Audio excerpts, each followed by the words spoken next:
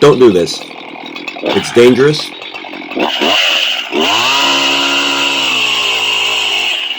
Even worse, it's frustrating. And even worse than that, it dulls your saw because you always end up putting the tip of it in the ground one way or the other. I'm going to show you a much better way to cut small firewood. Here it is right here. It's a trailer that you pull behind the tractor.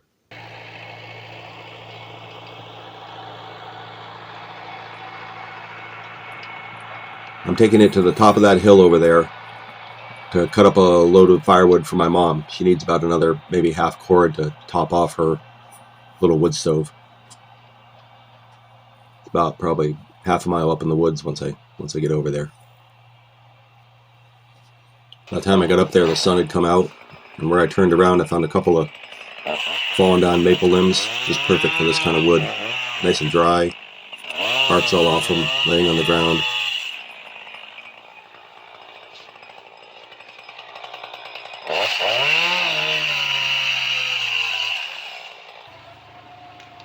One of the beauties of getting wood this way, to me, is that it's a salvage job. You're just getting dead stuff that's standing dead, stuff that's fallen on the ground.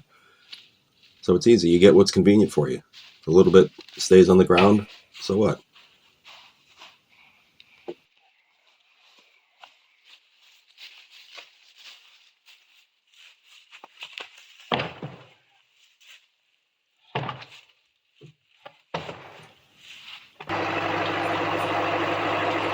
After I turned around, I was headed down. I spotted a couple little dead beech trees.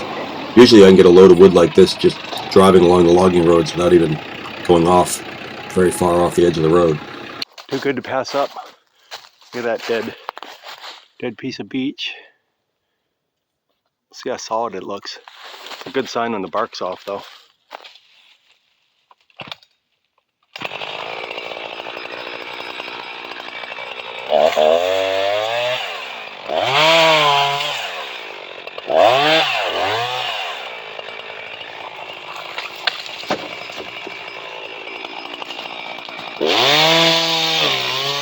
Notice that dusty white sawdust coming off the saw. Bottom 2 feet of that tree was drilled full of holes by powder post beetles. Getting a little punky, but 2 feet up it was completely solid, nice and dry. It's always a good idea with this trailer to save one bunk as empty as you can for throwing in heavy pieces. A place like this, there's just small, dead, dry firewood everywhere. You just have to run around and collect it. And it's kind of nice work, too, on a sunny fall day like this.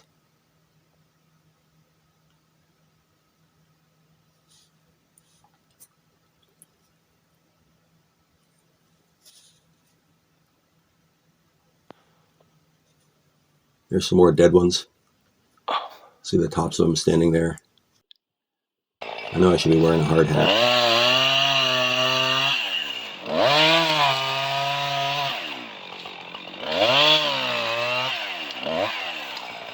I usually do when I'm felling trees, but these were small, and not that really makes it safer. A limb could still come out and crack you on the noggin, but anyway, I didn't, and I got away with it yet again.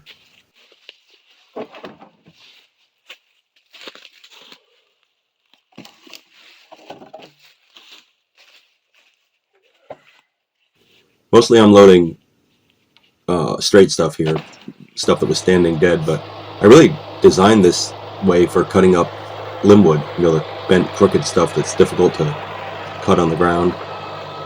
And you can throw it on this trailer and just cut up tons of it at once. A trailer holds about a cord if it's chock-a-block full, and it's probably got half cord on it there.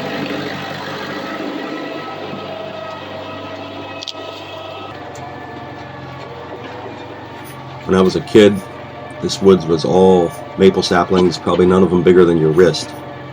And you can see those ones we're just passing there on the left. I can't tell if it's a maple or a pine, but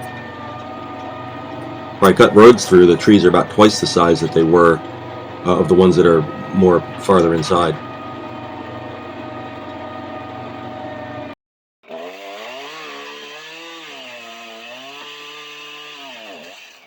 So this is how it works. Once it's on the trailer, you just cut it up.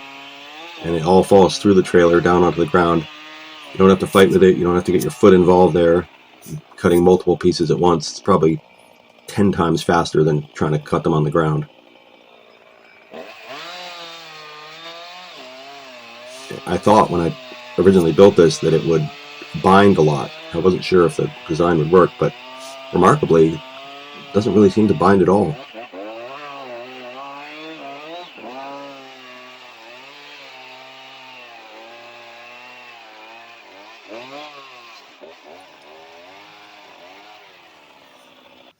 I'm cutting them small. My mother's stove takes shorter wood.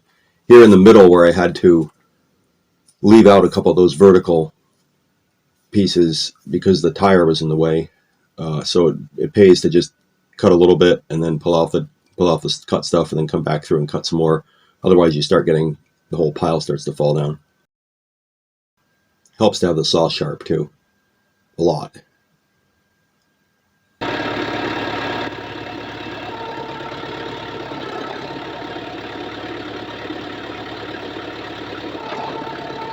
There it is. It's all cut up. Now just drive the trailer out of it. Drag the trailer out of it. Eventually it'll start to roll and crawl over it.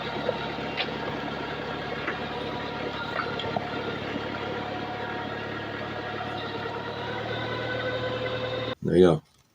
Nice pile of wood, all ready to throw into the shed.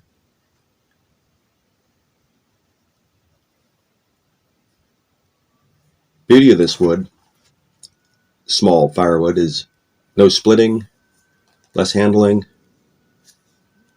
but of course there's always a few pieces that have to be split. So there's the trailer. Basically it's built on two telephone poles in a kind of wishbone configuration, bolted through a hitch of an old mower conditioner with some a big U-bolt securing the axle to the telephone pole. I used a old manure spreader axle. Manure spreader axles tend to be rugged and great for woods trailers. And then I used a mower conditioner tongue, which I bolted on with that 1-inch threaded bolt. And then I wrapped chains around the telephone poles to make sure that they would never split there where the threaded rod went through them.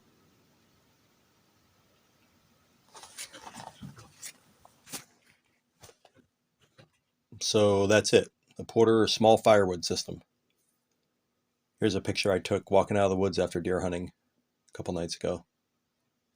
And I got to get back up in that woods soon and cut this pretty dead spruce tree. Looks like it's got a lot of clear wood in it, or at least it did before it died. Wish I got it a couple years ago. I'll make a video of that when I get around to it. Also been working on the sawmill. I'm going to saw up some pine logs that I peeled a couple years ago to make a little cabin.